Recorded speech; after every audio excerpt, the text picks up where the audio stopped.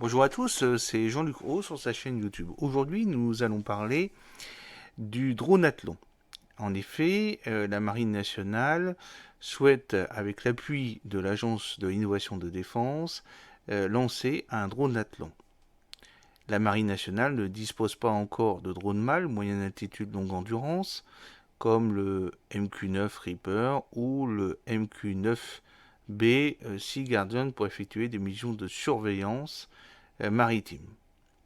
En attendant, et alors qu'elle dispose déjà de plusieurs drones aériens et navals, tels que SMDM et le S-100 Serval, la marine a lancé plusieurs projets comme le SDAM, système de drone aérien de la marine, qui équipera ses navires de surface dits de premier rang, l'UCUV, le drone sous-marin armé, le SLAM-F, le système de lutte anti-mine marine du futur, ou encore le dispositif Proteus.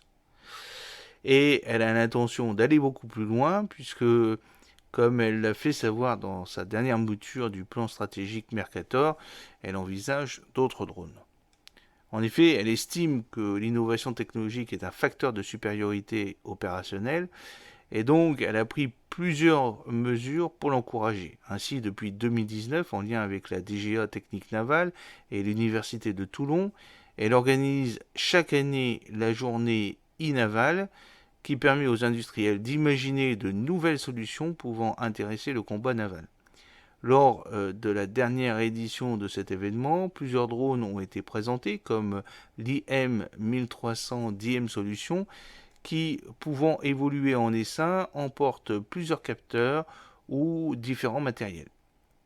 Dernièrement, la Marine nationale a créé le label Perseus, qui a été attribué à 3 entreprises, dont Archeo Océan, voir les vidéos précédentes à ce sujet, qui, déjà engagé sur le projet Proteus, a mis au point un essaim de munitions rôdeuses sous-marines.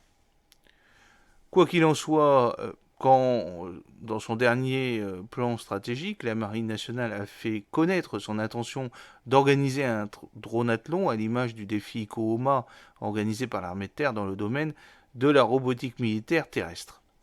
Et il n'est visiblement pas question de perdre de temps, car le 7 juillet, l'Agence de l'innovation de défense, l'AID, a lancé un premier appel à manifestation d'intérêt en vue d'organiser ce dronathlon dans le courant du second semestre 2024 avec le soutien des pôles d'innovation Gimlot et Orion. L'objectif de cette démarche est d'identifier des solutions centrées sur des drones capables de répondre à au moins l'une des 2 missions sélectionnées pour cette première édition. Donc premièrement, effectuer la reconnaissance d'une zone côtière et établir la situation dans une zone hauturière zone ZEE, zone économique exclusive, dans une logique de maîtrise de l'espace aéro-maritime dans un contexte haut de spectre, explique l'agence Innovation Défense. Ce dronathlon s'adresse à tout type de structures, les startups, les PME, les grands groupes, les universités, seuls ou en consortium, précise l'agence Innovation Défense, et d'ajouter en plus, à l'issue du processus de sélection, une expérimentation sera commandée à chacune des équipes sélectionnées pour un déroulement au second semestre 2024 au sud de la presqu'île de Saint-Mandrier, près de Toulon. Les inscriptions sont ouvertes jusqu'au 15 septembre prochain, donc les entreprises, n'hésitez pas à vous inscrire et à innover pour la défense de notre pays. Si cette petite vidéo vous a plu, n'hésitez pas à cliquer sur le pouce bleu et à partager avec les réseaux sociaux et surtout avec votre carnet d'adresses.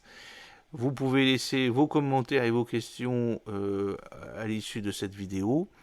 Je vous souhaite une très bonne soirée. Fidèlement, Jean-Luc Haut. À bientôt.